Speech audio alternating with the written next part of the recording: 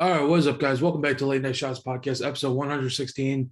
We have a big guest here. We got Kollin Moore. So, what's up? How's it going, guys? No, we're doing all right. So, Derek. Kollin, welcome to the show. We've had some really great guests on this week, so keep rolling some quality guys coming on the show. So, might as well hop into it. Obviously, this is prime time for you now that you've gone past the NCAA stage. So, what are you looking forward to competing coming up? I am competing next at the World Team Trials at the end of May. Yeah, May 22nd. So I'm not going to the Open or anything like that. I'm just going to trials.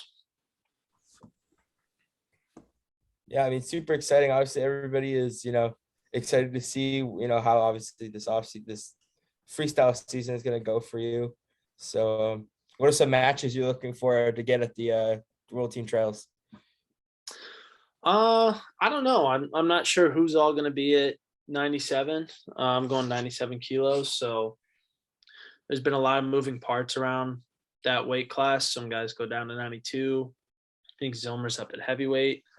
So it'll be interesting to see who's there. I'm not totally sure who all is entered, but obviously a lot of tough guys, right? Anytime, I wrestle Machiavello, that's always a big match. He's really good. And then any college guys that come to is always super interesting. Wrestling someone from kind of like a generation down, you could say, is always interesting matchup, at least for me as a fan. When I see it happen in other weight classes, it's always pretty cool to see kind of how well the next group of kids is going to do. Yeah. So you competed most recently at, the Rudest card. So I know you're sponsored by them. Like, what were your thoughts on the event overall? I thought it was awesome. I've done some cards with like Flow Wrestling and other people like that, and everyone does a good job. But this was just like a whole different beast, I guess. There was, a really cool venue, and with it being tied to NCAAs like that, there was just, I can't remember how many people were there, but it was packed, and it was just a cool atmosphere. They did an incredible job, not only with the production and the setup of the event, but just the way they took care of, the athletes and how smoothly everything was. I know everyone's big thing was it was just super long. Probably don't need 16 matches on a card like that. That was a lot. I think it took like 4 hours. Luckily, I was like the 8th match, but it was their first one, and for that to be their first one, I think it was awesome. And I think moving forward, what they want to do is get some international guys to come in and wrestle, because we've all seen USA guys wrestle each other multiple times, and they're still good matchups, but it's like we've seen this. And for us as competitors, you don't want to wrestle guys from the US that much because we've wrestled each other so much, and most of the time we're going to be competing against them soon, at like the Open or the World Team Trials. So it's like it's kind of a weird dynamic both ways. So I think next year they have a little more time to prep and get some international guys, and I think that'll draw a lot of people to that event too. So hopefully they can tie it to NCAAs again, get a lot of fans there, and I think it'll be cool.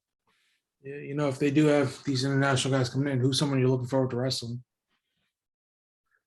I don't know. It's a good question. I've wrestled a lot of the good Iranians. I've wrestled some of the good, Russian guys. I wrestled their good. I wrestled Zabralov at where was I? Istanbul. I wrestled Zabralov at the Yasser Dagu. I'd like to wrestle him again. He just, he's a very unique style. He's really good. I think that match goes better for me next time. So I'd like to get my hands on him again. But other than that, really anybody from overseas is like just a good matchup. They're all it's kind of crazy when you go to these tournaments. Everyone's like fifth at Worlds, world bronze, world champ. It's like everyone's super good over there. So I think any matchup will be just super interesting.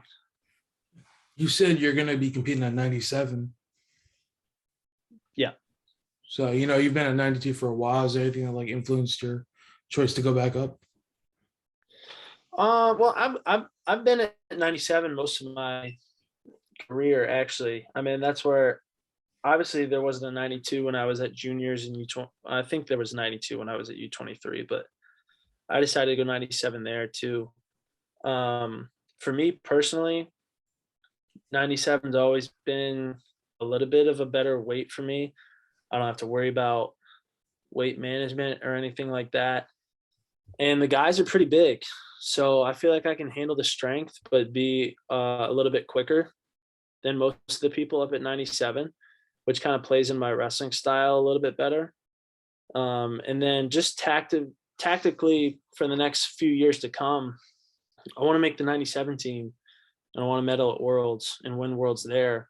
So come that 2024 Olympic year, I'm sitting in the trials of the Olympic finals or Olympic trials finals. Because the Olympic year is just crazy how everyone gets smushed into those weight classes. And it's like the trials is pretty brutal to go through. So to be the guy sitting in the finals for that year is huge. So I want to win it at the Olympic weight. I want to make the team at the Olympic weight before the Olympic year, to position myself in a good spot. Yeah. I mean, obviously, that's kind of the smartest way to go about it. So, I mean, obviously, I guess we'll touch a little boss. We're going to get into your, pretty standout career at Ohio State. I mean, obviously one of the guys that, a lot of us, this kind of generation watched, growing up. You were somebody who we always look forward to compete. So, I guess we'll touch a little bit on, obviously you lost your last year wrestling. So what was that like for you and Fletcher as, seniors having to leave that Buckeye wrestling room kind of unfinished? I saw that they were able to honor you guys, put you guys on the champion wall. Because, let's be honest, both of you most likely would have won nationals. Both of you were ranked number one in the country. So what was that like for you and Fletcher to be able to do that? Man, that was tough. It was such a unique experience. I guess the closest thing you could maybe compare it to is getting like injured, maybe like 2 weeks before nationals or something, like just kind of like a freak, like car accident or something like that, where it's just taken away, right? Nothing you could do, wasn't your fault. And it was just pretty like just sad, just sad experience overall, but I was pretty positive through the whole thing. I was pretty done with college wrestling at that point. I wanted to win, and I was very much looking forward to wrestling on the senior level circuit. So that definitely made it better, knowing that I was still going to compete for bigger things than an NCAA title. So if my career was just over and I was done wrestling, I was going to get, a normal job after that. It definitely would have been different to handle, but I was like, I'm going to be back in the room as soon as they let me back in here. So not like my wrestling was over. And so that definitely made it a lot easier. But yeah, like you said, I'm pumped the coaches decided to put us up there because, you just walk in the room every day for 5 years, look up at the wall, there's national champs up there, your buddies are up there. And it's not like I didn't have 3 years before to get up there. So it's, like I had my opportunities still, not like it was my only shot to win it. So, but I'm still very, very thankful they decided to throw us up there. It was cool of them.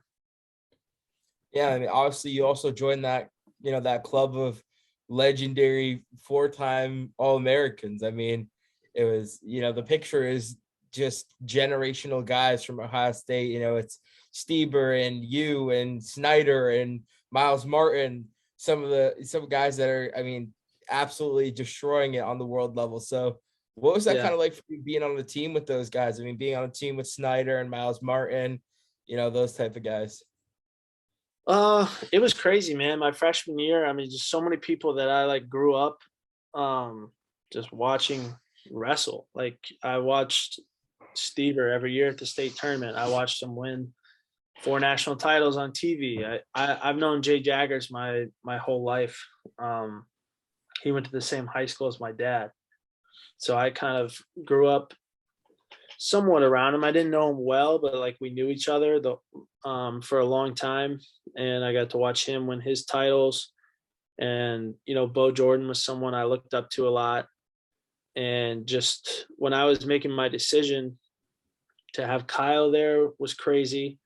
I didn't know Miles at all before I got to Ohio State, but I watched him wrestle, and I was like, this guy's the real deal. Right. So it's kind of just crazy when you start jogging around the room for the first time and you're looking around and everyone's like,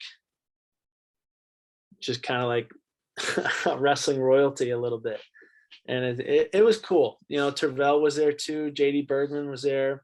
They've both been on, Olympic and world teams. Keith Gavin was there for a little bit when I was there. And so it was just kind of an awe-inspiring experience when I first got there until they started kicking the crap out of me. And then I was like, yeah, better stop, being in the days when I'm in here and start trying to beat these dudes, or I'm going to get hurt or something. So it was a cool experience though. I loved it. Yeah. Being up at 97 kilos, your main competitor, you have your former teammate, you have Kyle Snyder. He's been, I think, 7 world medals in a row right now. Obviously you're not training together anymore, but what's it like kind of wrestling him now that he's, all the way off at Penn State? Yeah, I mean, Kyle's been a really good buddy, and we were teammates for a long time. And it's just that weird thing where I don't know how it is in other sports, but in wrestling, man, everyone's so close to each other, and everyone is actually like pretty good friends off the mat. So it's definitely, I think the people that do the best are able to kind of turn that off for 6 minutes. And it definitely changes, when you're at this level. Like, this is what you wake up to do every day, is to make the world team, and that guy's in my way. So we're buddies, but when that 6 minutes starts and we shake hands, it's like, it's a war, right? And so the first time I wrestled him in a live match was at the Olympic trials finals. I wrestle him in practice every day, but obviously that's such a different, atmosphere and intensity than a live match in, Olympic final or trials finals. So definitely opened my eyes a little bit to just the next level of intensity and focus you have to beat those guys. Someone like Kyle, who's consistently been top in the world. But I'm thankful that I got that experience, because it's definitely changed the way I've competed since. Yes, either way, no matter which way you go, 92, 97, you're gonna have a world champ either way, So what do you think you kind of have to do to break through the next level? Like I said, just bring that next level of focus and intensity that guys like Kyle and Jaden bring, right? That's how they've been the best consistently for such a long time. And I think you just get open to it every level you jump. From high school to college, it was a crazy big difference. And then from college, wrestling your teammates in the room to the top guys in the country, it's a big difference. And then when you get to the senior level, it's another big jump. So just kind of recognizing the focus that you have to have, not only in those matches, but when you come into practice. just everything has to be so deliberate and intentional. And it's just a big difference from where you could get away with stuff in college because maybe you were just better than the rest of the guys that year. I mean, my senior year, I was a lot better than most of the guys in the country. And so some days you can get away with, I don't know, maybe doing stupid stuff in the room.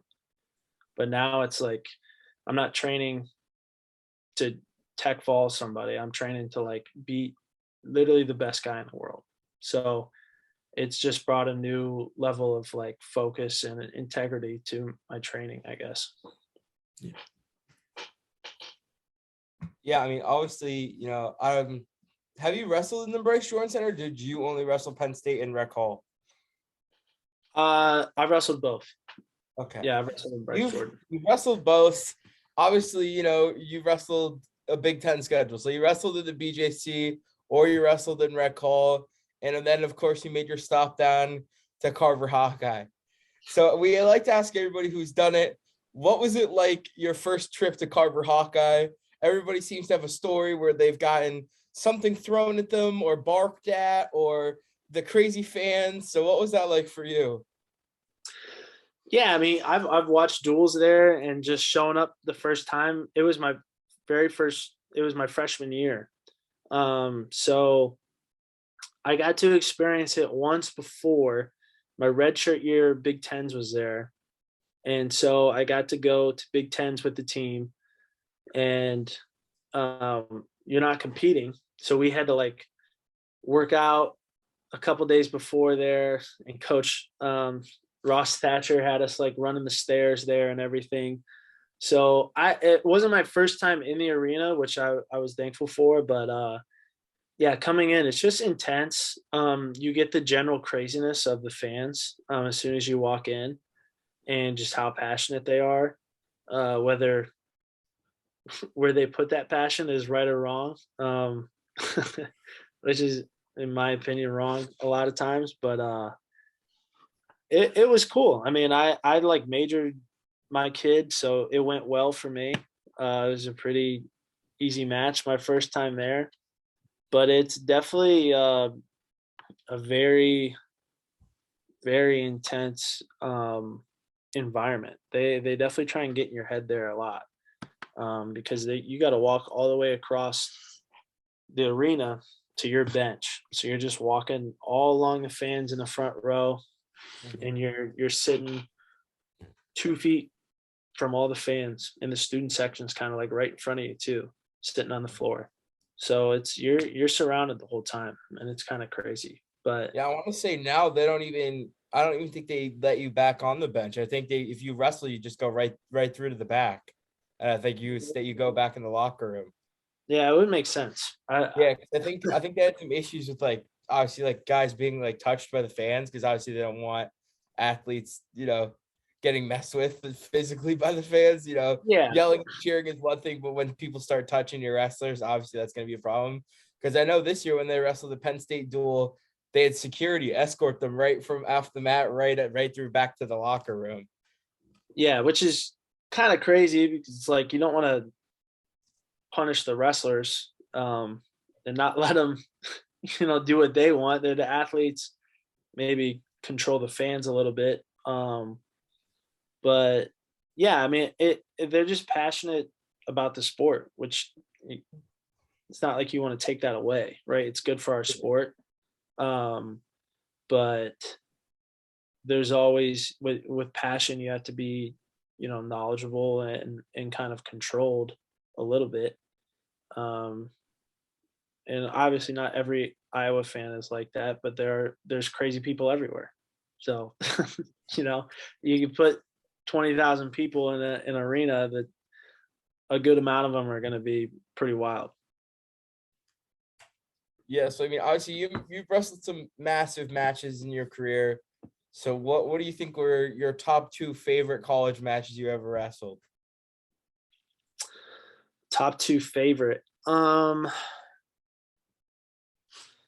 think my one of my favorite ones was us against Iowa at the Schottenstein Center my sophomore year. So it would have been 2018, I think. I believe we had over like 15,000 people there in the Schottenstein Center. So that was the first time I've really seen it like really, really packed. And Iowa was good. We were, you know, us and Penn State were like probably the top two best teams, in my opinion, in college wrestling in the last 20 years. If you look back at the teams we had, it's kind of crazy that year. Yeah, But that one crazy. was sweet. Yeah. And Yeah, then that's like prime Ohio State, but right there. yeah, the 2018 was the 2018 team was pretty unreal. So and Penn State team was pretty unreal too. So and then other than that, I guess that year was probably my favorite of like wrestling duels because of just how good our team was, and so I'll throw Penn State's match in there that year too, even though we lost and I lost that duel. Just to be a part of it was something really cool that I can always look back on, and be a part of that big of a moment and experience was something I'm super grateful for and learned a lot, from. So stinking Rec Hall, man. Yeah, I Hell mean, yeah. obviously talking about primetime Ohio State teams. As a former Buckeye and somebody who still trains in that room, trying to get on the senior level, you got to be pretty excited about this recruiting class coming in. Ohio State, probably one of the only schools in the last couple of years that's been able to pull the 1, the 2, and the 3 off of the big board for nationally ranked kids coming out of high school. So what are you, I mean, obviously you got to be excited to watch what these Buckeyes are going to do with those 3. Yeah. I mean, it's crazy. I think, Anthony Ralph he's our recruiting coordinator. And he coached there at Ohio State my freshman year.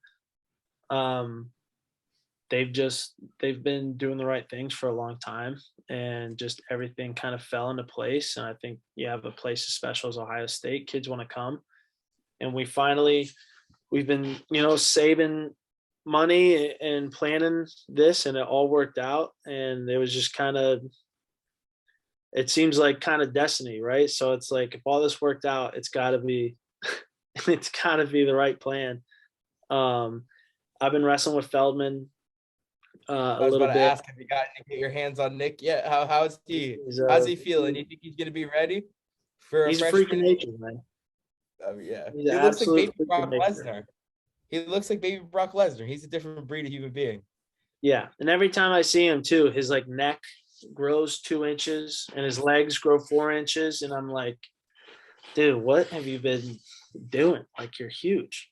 He's going to be a Just force to be reckoned with. And then yeah, obviously Buzakis and Jesse Mendez, they're both, going to be that 33-41 kind of spots to fill in there. So, I mean, I'm sure Luke's excited to get his hands on those guys. oh yeah, man. They're all so good, and they've all had good coaches in high school, but even then, I think when you have that much talent and you're that good in high school, and then you get taken to a place with the level of coaches that are at Ohio State, it's kind of scary to think of what some of these kids can do. So I watch high school wrestling now, and it's kind of crazy how good kids are. And what's even crazy? It's a lot. How good these youth kids are, like these 15-year-olds. They're insane. Yeah, it's kind of crazy. Jaggers was messing with me the other day. He said, he's like, I think he was talking about Bo Bassett, maybe. He's like, if you were a 8th grader right now, he's like, what would Bo Bassett do to you? And I was like, if I wrestled Bo Bassett right now, the way I was in 8th grade, he'd probably pin me in the first period. Kids are starting. The crazy thing is he doesn't even have a school yet. Like, he hasn't made a decision where he's going to go to school. I mean, And I want to say every college prep school has probably been barking at him. I would be. Yeah, I mean, he's a freak. So, but it is nice having like Flow Wrestling and Rudest Plus and all these technique videos. Everyone is putting out just technique videos and doing camps and everything. So it's definitely different. It probably started when I was around maybe a freshman or sophomore in high school, when like watching flow like technique videos and stuff like that started. That's what I would do in study hall most of my high school days, was just, especially my junior and senior year, was just watch flow wrestling technique videos from whoever and then go try and hit it at practice. But now it's like very, very detailed. It's not like you're asking someone to show it real quick. These guys are like, have it down. They have a good way of showing it. They explain it super well. You can see them do it now in matches. And I think it's just changing the level of wrestling at a very young age. So, and then you have that mixed with just good coaches who are probably the ones that were showing the technique in the first place, watching you do it every day. These kids are going to be crazy good. Yeah, going back to what you were saying, you were your school's first state champ. Yeah, You know, it's kind of crazy. you just kind of left like, and you have like that everlasting legacy there now. Yeah, it was cool. We always had like some decent teams and stuff. We weren't too crazy big of a wrestling school. We had a couple kids take second place. I took second twice. So I was getting kind of nervous. I said, maybe our school's cursed. But no, I ended up winning it my senior year. And then Zach Steiner, who wrestled at Ohio State with me, won it twice. And then we had another kid, Gavin Sticka, win it once or twice. He wrestles at Oklahoma State now. So we had a good group of kids come up. We went from no state champs to like 4. So it was cool. Yeah. Heading into your college career, you made some big waves as a freshman. Came out with the Big Ten title. You said it yourself, it's one of your favorite matches. You're out there wrestling Brett Favre. It's kind of going through your head like that. Wrestling guy who would go on to accomplish great things, still wrestling too. Yeah, it was kind of crazy. Just I don't know. I didn't have like a crazy good redshirt year, and then I made my first junior world team that summer, and being around all the senior level guys at the Olympic Training Center all summer really just kind of showed me how to train and how to like approach the sport a little bit better. So that freshman year was kind of crazy. I just wrestled super hard. I still wasn't that good.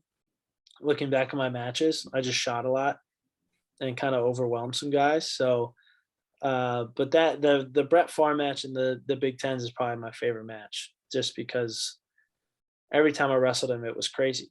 He was a good scrambler. He was probably in better shape than me, which is always scary. And kind of come out on top of that one was always pretty special to me. Where's that Jaden Cox match stand? That one's tough because I lost the match. It's like you never want to be the guy that like almost beat somebody. It's kind of like a weird place to be. So it was a cool match. It was actually my first home duel at Ohio State my freshman year. It was very weird to get like a standing ovation after a loss, and get I got match of the duel, but I was like, it was just weird because I lost the match. So it was bittersweet, and thankful that did give me a little bit of boost of confidence, being that close to an Olympic bronze medalist in Jaden that year. So that I'm sure that had some a good effect on the rest of my season. Yeah. So, when your freshman year, during your freshman year of college and your redshirt, that was right when, Snyder and Cox were competing in the Olympics. Like obviously Snyder was returning world champ coming back, but, after he wins the Olympic gold medal, like he's like the face of college wrestling. So he Yeah. graduates, like, and you're literally on team with, right now you could say the number one pound for pound wrestler in the country. What was that kind of Yeah. like? It was awesome, man. I tried to soak up every second of it and just wrestle with him as much as I could, and then just try and learn from him. It's always nice when you can just look and see someone doing the right things and like how to do something instead of like great coaches can tell you what to do, but they're not training for an NCAA title or world title. They're retired, so it's like it's pretty easy, and it's easy to like. Oh, hold on real quick. What's going on here? The email keeps popping up. Okay, sorry. Good. But it's pretty easy to kind of like throw that off a little bit. But when you can just look over and see someone doing it, and you can see the tangible results of what they're doing, it makes it a lot easier for you to just do what they're doing. So that was like the biggest thing I tried to do. If Kyle's, coming in on this day to drill, even if I wasn't his partner, I would try and get someone to come in and drill. Like if I saw him doing something, I would just try and do it. And that went for not just Kyle, but all the guys who had success that were older than me, like Nate and Bo, and Logan was still training at the time. Tervel was still kind of training my first 2 years. So that was just probably the best thing, about that whole experience was just having just a roadmap, someone actively doing something. Yeah. Yeah, I mean, obviously, you've had great success, and I'm sure you will continue to have great success. So how much longer do you personally think? How many more years do you put on this? On this whole wrestling thing? Because everybody, you always hear you can't wrestle forever. And, I know Jake and Jordan Burroughs, they've kind of, pushed to the end of that scale that you can't wrestle forever. But how much longer are you thinking? How many more years do you got left in you? No, Dake's getting younger, so that's the tricky part about He Dake. ages in reverse. It's insane. Oh, I love that guy. I don't. It's really all about my health and my body at this point. So absolutely until 2024, unless something drastic happens, with my health or something like that. And then just take some time after that to like really assess like where my passion for the sport is and how healthy I am and stuff like that. So it's kind of crazy. Like people talk about Olympic quads like it's nothing. Like, oh yeah, I'll go another one. But it's like 4 years down the road. Like that's a whole nother college experience. Like, so it's kind of crazy to think about, and it's not something I want to take very lightly either. So putting all my effort into this cycle till 2024, and then really take a look in the mirror till then. But I want to wrestle as long as I can. I love it. So until that changes, keep going. Yeah. I know a lot of younger guys, are eyeing that 28 Olympics where it's back in the US. So What's that? where's 28? Isn't 28 in Vegas, right? Oh, it's in LA, I think. It's in LA or it's Vegas, one of those two. Vegas, yeah, something like Yeah. that. I think it's been a long time since it's been in the US. I think it's back when like Bruce won. It'll be cool, but at the same time, it's like I want to go travel and see places. Yeah. Like I've been to LA, but that'd be nice to have a home Olympics, get some crowd advantage going. Were you able to head down to Tokyo? I was not. So I wanted to go. It would have been an awesome experience. But one, I don't think they take alternates there. I don't think alternates travel. I don't think they ever Yeah, have. especially Unless because of one's COVID, I like, think like a lot of people weren't able to go to watch. yeah, and then especially with COVID, they were like they weren't sure they were gonna get train partners or an extra coach over there. So it was kind of tough. I wanted to be part of that trip. Um, but obviously got to win, right? I Yeah. can't ask for something I didn't earn. So, um, yeah, it would have been cool, but it didn't work out. Yeah. Yeah, I mean, no, you good. Go ahead. Go ahead. No, you got it. Oh, go ahead. No, the next this year, the trials upcoming, Snyder's the guy to be right now is sitting in final X. You got, I want to say, Machiavello and Kyvan Gatson as your two main guys to beat, Just Yeah, like I said, I've beaten both of them,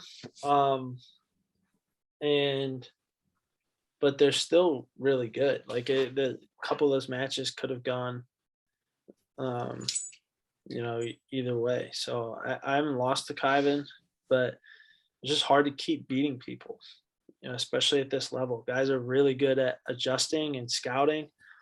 And so, me personally, I like wrestling guys the first time because they haven't felt any of my stuff. So the more and more I wrestle somebody, the tougher it gets. And so every match is different. So it's gonna be tough. I got a good question for you. You personally, if you were at 197 pounds this last NCAA tournament, where do you think you would have placed? In the current wrestling state you're in right now, where do you think you match up against that 97 bracket for this season? I would have won. Yeah. Yeah. Yeah, they're tough. I've beaten a lot of the kids in that bracket multiple times. But yeah, I feel like I have to say I won, right? If I didn't win 197 pounds at NCAA's, I don't think I should be setting my sights on the world team spot later this year. So yeah, I'd like to say I would have won that one. Now you in a super match versus the 665-pound deadlift of AJ Ferrari. How do you defend him just deadlifting you off the ground and just putting you on your back? So what do you think the score is if you wrestled AJ Ferrari? You think you get the best of him? Freestyle? Nah, folk style. Folk style? I don't know. That's tough. I mean, because from what I watched the NCAA's, he would get his takedown, and then he was just really tough on top, right? He was just waiting for guys to come up and then go to a leg and either take him back down or go out of bounds. But I was really good at bottom. I don't think I ever got rode, maybe besides Jaden. So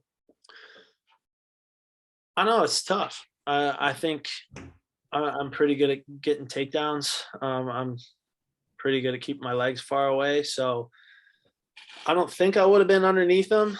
But even if I was, I think I would have got out.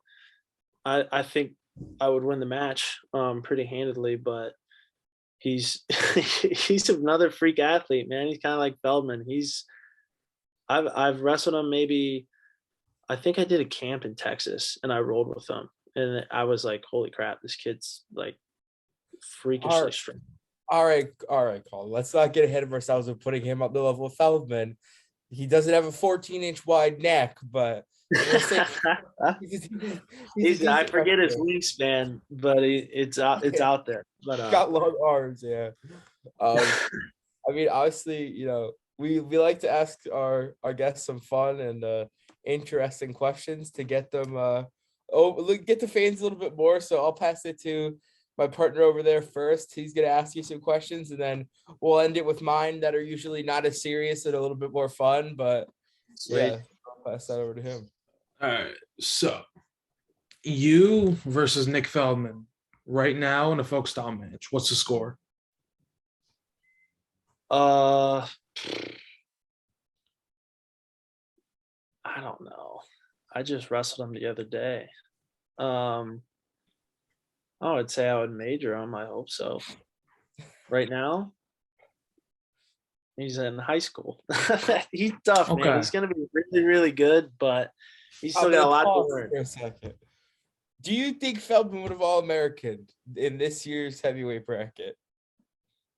In this year's heavyweight bracket, heavyweights was Heavyweight has been loaded the last couple of years. Like it's been a bracket. Yeah, I think in most years he would. This year would have been super tough. Like I said, these kids are super good coming out of high school, but I think you absolutely need 2 or 3 months in a college wrestling room, wrestling college guys to get ready for that kind of tournament. I think for any kid to come out of high school into All-American, it would be absolutely insane. Like, It's like Dean Hamidi. I mean, Dean Hamidi did it. Did he? Yeah, he's a true freshman. Yeah, but he had a college season to get ready. It's not like I'm saying like if you just plucked a kid out of high school and threw him an NCAA tournament, I don't think they do well at all. But yeah, I feel like the pressure definitely gets to you. Like he had a whole year of college, and that kid's a beast too. So I don't know. I think he's definitely got the capability. But this year's heavyweight bracket, obviously a different story. There were a lot of hammers in that bracket. Yeah. So second question. Let's take current Snyder and Olympics Gable in a folk style match. What's the score there? I know you're biased, but this year's Snyder versus Olympics Gable. Yeah, I'd say this year's peak Snyder. I would take its peak Snyder all day long in that match. I think so too. I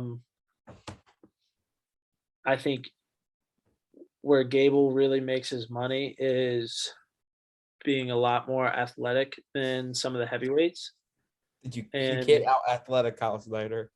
So the lower weight class you go down, there's a lot better of a chance that these kids are going to be as athletic or maybe more athletic just because I think the smaller you get, it's easier to move around. The end question is, are we wrestling that match down at 97 or are we wrestling up at 125? I said folk style, so we're just heavyweight. If Gable has a lot of weight on him, that could be a different story too. Yeah. So if we're wrestling folk styles, what's Snyder like 230? And Gable's just sitting at like 265-ish. Yeah. Then Gable's like 265. Yeah, man. Gable blew me away at the Olympics. I had been looking forward to him wrestling Taha and Gino for a long time. And for him to go out there and tech Taha was like, oh shit. All right. Okay. He's the real deal. Okay. For him to have the tournament he did and like to beat all the guys he did was crazy. Because he wrestled everybody besides Zara, maybe. Yeah. So you guys are giving me some tough freaking questions, but I still think Snyder, man. Yeah. Okay, then this should be the easy one. Top 3 favorite collegiate wrestlers of all time. None of them can be from Ohio State. Ed Ruth, the truth. Probably one of my favorites all time. That dude made everything look just effortless. I don't know how he did some of the things he did. And it was like normal stuff, but it just looked like he was kind of going through the motions and he would just reach over and cradle guys and pull them over. And you just stand up like nothing happened. I was like, okay. second favorite, Kyle Dake. That dude would just freaking win matches. I don't know how he did it sometimes. He would just, anybody who beat David Taylor that many times is crazy. So Ed Root, Kyle Dake, and then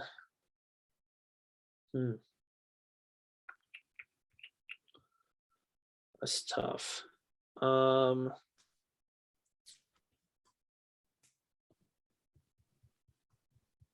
don't know. Maybe Mike McMullen from Northwestern, heavyweight.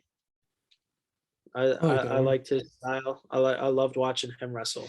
He wrestled hard. He was a little bit smaller, but he was always in scrambles and just he was sweet. And he helped us tie the Big Ten title in 2015 with Iowa. Yeah, I remember that. I forget who he beat at Big Tens, but the whole crowd was behind him because he had to win that match just to tie. Yeah, I think it was Telford. Yeah. Makes sense. Yeah. Sweet. I like that list. Right there. Yeah. All right. Well, it's my turn. My questions have nothing to do with wrestling. They're pretty dumb, but it's okay. So You've obviously traveled quite a little bit. You've had some good trips. What was the weirdest food you've ever eaten on these trips? Because, the people here at Heavyweight Nation, we like to believe our fans, and us included, are some large men that enjoy some good food. So what's the weirdest thing you've eaten on one of your wrestling trips? Oh, that's tough.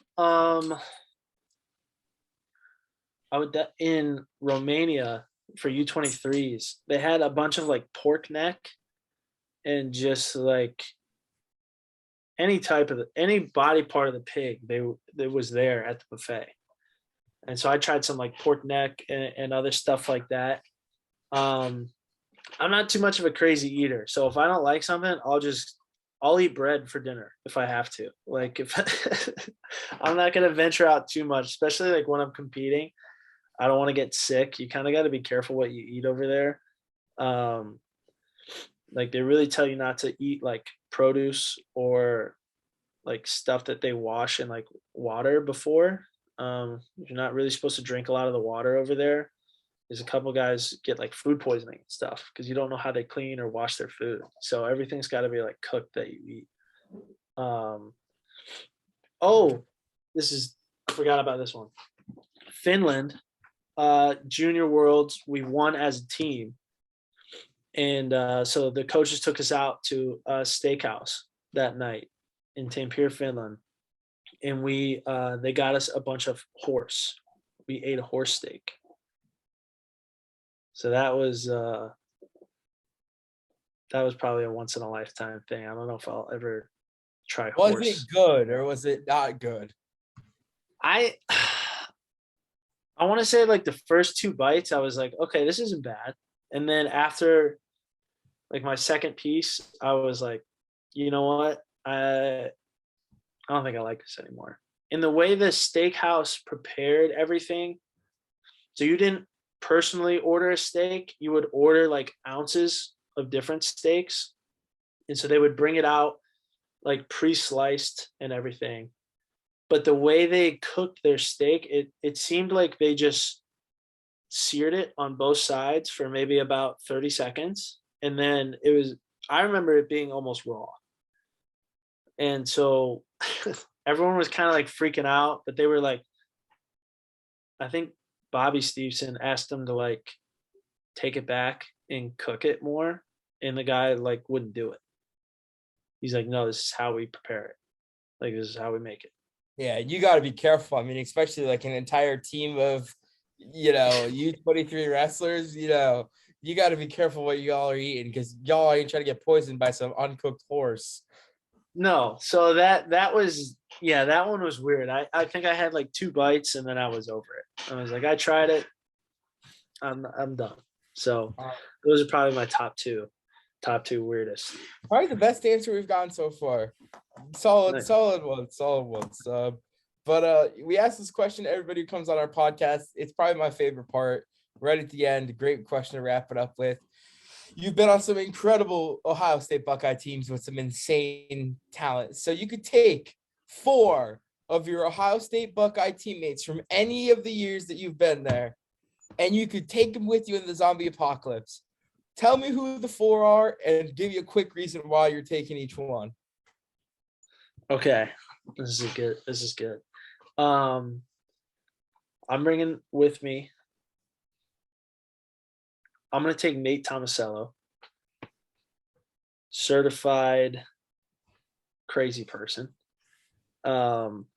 Just because. Can I take coaches too? No. I would easily take Tom Ryan. Tom Ryan would be my top pick. Well, actually, we'll allow you to take Tom Ryan. You, Tomasello, Tom Ryan. Me, Tomasello, Tom Ryan. I feel like those two, if those are probably my least 2 favorite people. If I had to fight someone to the death, I think Tom Ryan and Nate Tomasello would easily beat me. I think they're too crazy of people. Tom Ryan would definitely beat me. He's. I feel like if you get Tom Ryan in a quarter, he would rip your head off. So I want those 2 on my side for sure. And then, man, who else? I would take. This is tough. I'm trying to think of everyone's set of skills. I'll probably take Bo Jordan. He's the most fit person in the world. And then I think I would take I'll take Keyshawn Hayes too. Also a little crazy, but I feel like zombie apocalypse, I need some humor in my life, and he's someone I always enjoyed kind of making fun of, and we go back and forth a lot. So I would take Keyshawn with me as well. He would keep everything light.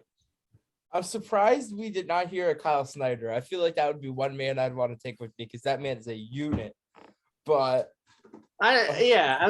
he's the obvious choice. Nobody really likes to go with the heavyweights. I think people are kind of thinking it's going to be more of an inconvenience than it's going to be a convenience.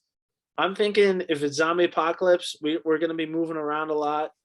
We got to be light on our feet. And so I want guys who are good in shape and a little bit crazy. Yeah. I mean, we'll have to sit down and, really think about that team, compared to some of the other ones we've heard. We did have some Olympic guys come on the last couple of days, and we've heard some insane teams along with, I think the team to beat right now is Wyatt Hendrickson. That man had an entire team of military trained men. So I don't think unless we get an Army or a Navy guy on to beat that team, but solid lineup. I'll put that in the top 25, but solid. All right, well, that's a good idea then. I might amend my team. Mm-hmm. I'm gonna drop NATO. NATO's off the team. My buddy, do they have to be he started maybe. He wrestled some matches. Hey, it doesn't matter if they wrestled. They have to be on the team. It doesn't matter. Made 30-man roster to go. Perfect. His name's Justin Kresovic. Okay, he's from Ohio. Wrestled at Ohio State with me for 3 years. But I'm flying out next week to see him graduate from Navy SEALs. So I'm taking him with me. Oh, I feel like solid. I don't know how I forgot about that, but NATO's off the team. He's crazy, but he's kind of a prima donna. So I'm going to drop NATO off the team. I'm taking Kresovic. I got a Navy SEAL on my team. I'm feeling good. Hey, way to make a change. You've now moved to the top 10. A Navy SEAL changes everything. Yeah. That's a dangerous human being. I feel like that mental and physical torture that they go through at Navy SEAL training, it's wild. It just prepares you for a different level of combat. So that's a solid team. I still think Tom Ryan, I don't know how I feel about that choice. Nobody's picked their head coach yet, so I don't really know how to feel, but I've done some workouts with Tom, and he is that guy can He scares me sometimes. Does scares he me. wrestle with you guys? Does he like He roll with you? will pick if you're like a 133 pounder and under, he'll wrestle with you.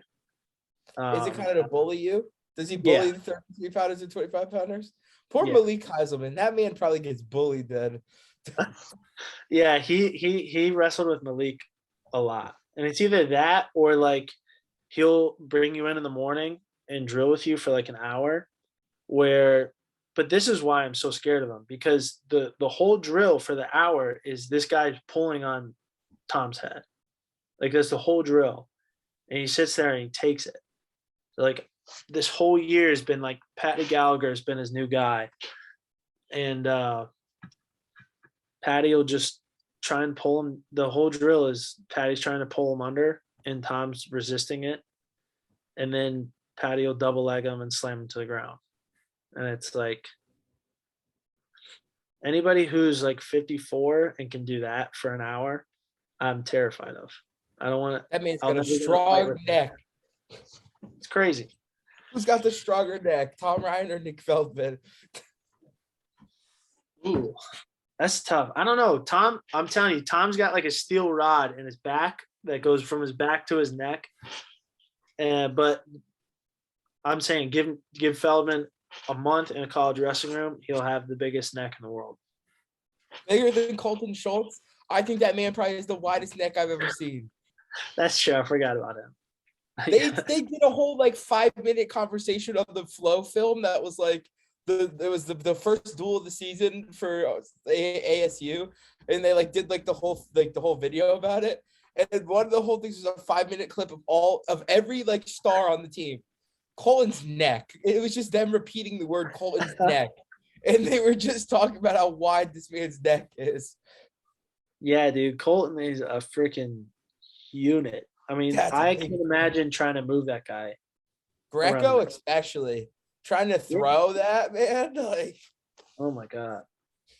Yeah. I mean, that's insane. But Kollin, we appreciate you coming on the show. It's always great to catch up with, some people that we watched as, young kids growing up. Hopefully you see us in the crowd at your next Rudest Plus card. Hopefully they get it in a venue where we don't have to be 21 plus to get in. And hopefully we get that nice little invitation from Rudest. Yes, you heard us. And we want to come out and do some stuff with that. So definitely, hopefully, maybe we'll even see you in Tulsa at Nationals if you go watch Nationals. Yeah, I'll probably be there. All right. Well, we probably will as well. So let's hope we see each other at Tulsa. Yeah, hit me up. Yeah. All right, man. It was a pleasure. Thank you I have to say, honest to God, you're probably the fastest person to ever respond to us. Usually it's a couple days before we get a response. You were on it, man. Yeah, I was on my phone. I saw it. I was like, yeah, why not? There's nothing going on. Yeah, it's awesome. So yeah, I appreciate you coming on. So thank you guys for watching. It's been episode 116 of Late Night Shots. See you guys again next time.